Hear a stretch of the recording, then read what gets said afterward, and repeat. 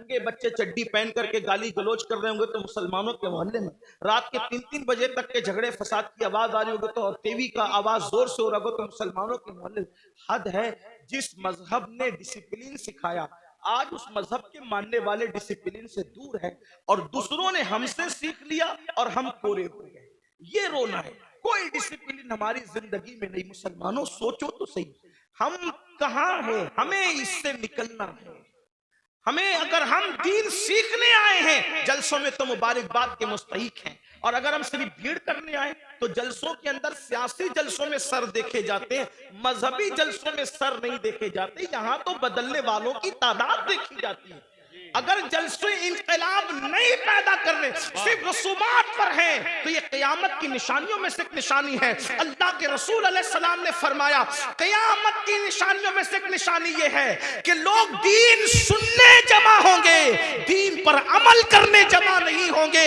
اللہ اکبر. جلسے والے بھی خوش, خطیب صاحب بھی خوش کہ کیا ہزاروں کی بھیڑ تھی, لیکن کہتا ہوں یہ قیامت کی نشانی ہے. دن اس وقت تک ٹھنڈا نہیں ہوگا ہمارا جب تک کہ جیسے جلسے میں رات کے 3 بجے تک ٹک کر بیٹھتے ہو اسی تعداد میں جب تک نماز فجر میں نہ آؤ ہمارے کلیجے ٹھنڈے نہیں ہو سکتے.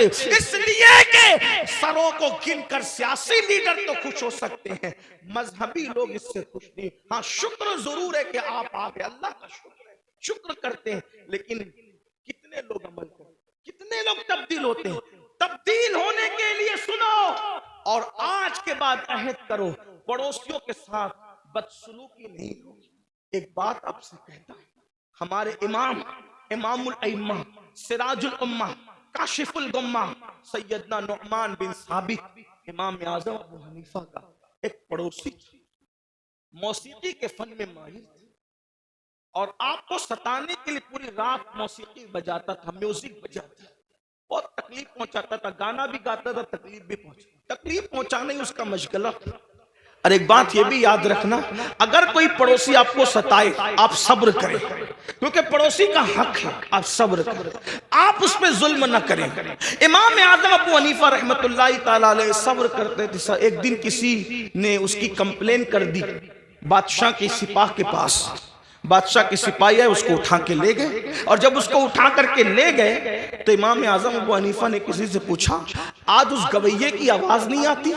دیکھو ہم تو کبھی برساں برس پڑوسیوں کی خیال ہی نہیں رکھتے, آواز آ رہی کہ نہیں آ رہی, کس حالت میں نہیں ہے, لیکن امام اعظم تھے. یہی تو بات ہے. دین مکمل دین ہے, دین مکمل نظام حیات ہے, دین مکمل جو ہے اللہ اکبر قانون زندگی ہے. امام نے پوچھا آج اس گویے کی آواز نہیں آ رہی ہے, تو کسی نے عرض کی خوشی خوشی حضرت اس کو تو پولیس اٹھا کے لے گئی, اس پہ تو کمپلین ہو گئی ہے, اس کو جیل میں ڈال دیا گیا. اب میرے پڑوسی کو جیل میں ڈال دیا گیا, آپ اسی وقت تشریف لے گئے اور جانے کے بعد آپ نے فرمایا کہ میرا پڑوسی ہے, اس کو جیل میں کیوں ڈالا گیا؟ تو کہا آپ کو ستاتا تھا, گاتا تھا, میوزک بجاتا تھا, موسیقی بجاتا تھا, اس لیے یہ حال کیا گیا. فرمایا کوئی بات نہیں, اس کا میرا مسئلہ ہے, لیکن میں تو اس کو لے جاؤں گا. اور امام اعظم اپنے سورس سے, اپنی سفارش سے اس کو چھڑا کر لائے. رستے میں اس نے کہا میں تو آپ کو ستانے کے لیے کرتا تھا, آپ نے مجھے کیوں چھڑایا؟ فرمایا جو تو کرتا تھا وہ تیرا اپنا عمل ہے, مجھے پڑوسی کے ساتھ حسن سلوک کا حکم دیا گیا ہے, میں نے اس پر عمل کیا. قدم پکڑ کر کہتا ہے واللہ اگر کسی کو امام اعظم کہلانے کا حق ہے تو وہ ثابت کا بیٹا نعمان آپ ہی ہیں.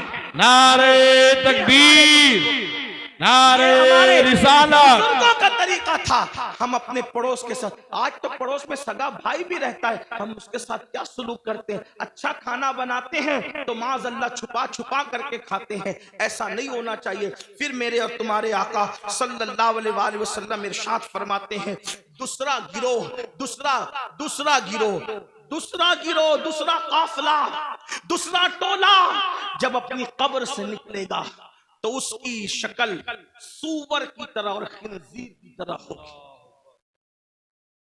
خنزیر اور سور کی شکل میں وہ اپنی قبروں سے نکلیں گے. حالانکہ جب ان کو قبر میں رکھا گیا تھا تو ان کے چہرے اچھے بھلے تھے، لیکن اب وہ میدان محشر میں اٹھیں گے تو وہ سور کی شکل اور خنزیر کی شکل لے کر اٹھیں گے. صحابہ بے چین ہو گئے، تڑپ گئے، عرض کیا یا رسول اللہ صلی اللہ علیہ وآلہ وسلم، جو گروہ، جو ٹولہ، جو قافلہ قبروں سے سور اور خنزیر کی شکل میں اٹھے گا ان کا کیا قصور ہوگا؟ تو میرے آقا فرماتے ہیں ان کا قصور یہ ہوگا کہ وہ نمازوں میں سستی کرتے تھے، وہ نمازوں میں غفلت کرتے تھے. مسلمانوں ذرا سوچو تو صحیح، اپنے نبی کی ہر بات پر یقین ہے، ان باتوں کو کیوں بھول جاتے ہو؟ جس کے کہنے پر اللہ کو ایک مانا، جس کے کہنے پر قرآن کو اللہ کی کتاب مانا، جس کے کہنے پر دین اسلام کو حق مانا. اللہ اللہ اس رسول کا فرمان ہے، بے نمازی، نماز میں سستی کرنے والا جب اپنی قبر سے اٹھے گا تو سور کی شکل میں اٹھے گا، خنزیر کی شکل میں اٹھے گا. اس پر زیادہ بات نہ کرتے ہوئے ایک روایت آپ کے سامنے پیش کروں. کھلے دلوں کے ساتھ اور کھلی آنکھوں کے ساتھ، کھلے کانوں کے ساتھ سننا. اپنے آپ پہ رحم کر لو، اپنے آپ پہ رحم کر لو.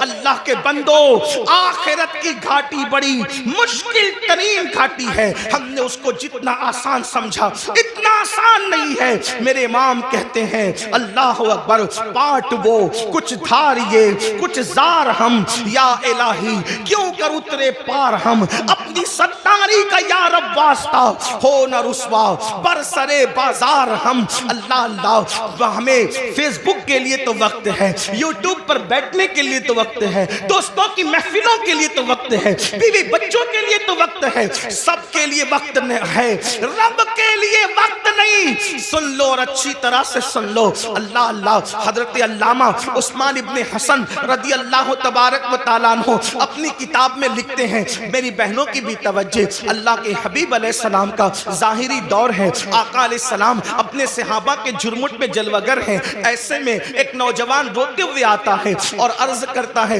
یا رسول اللہ صلی اللہ علیہ وآلہ وسلم، میرے ابو کا انتقال ہو گیا، میرے باپ کا انتقال ہو گیا. آقا میرا باپ مر چکا ہے، اس کا انتقال ہو چکا ہے، ہم دیہات کے لوگ ہیں، دیہات میں رہنے والے ہیں. آقا نہ اس کو کوئی غسل دینے والا ہے، نہ اس کو کوئی کفن پہنانے والا ہے. یا رسول اللہ صلی اللہ علیہ وآلہ وسلم، اس لیے میں رو رہا ہوں. میرے آقا نے فرمایا اے ابو بکر اٹھو، اے عمر اٹھو، اور دونوں جاؤ اور جا کر کے اس کے دیہات میں پہنچو، اس کے گاؤں میں پہنچو، اس کو غسل بھی دو، اس کو کفن بھی پہناؤ. اللہ اکبر. جب صدیق اکبر، فاروق اعظم، میرے آقا کے دونوں یار شیخین کریمین اٹھے اور دیہات میں پہنچے تو جیسے میت کے قریب گئے غسل دینے کے لیے چہرے سے چادر ہٹائی، چہرے سے چادر ہٹائی تو کیا دیکھا کہ اس کا منہ، میت کا منہ کالے سور کی طرح ہو گیا، کالے خنزیر کی طرح ہو گیا. اللہ اکبر. صدیق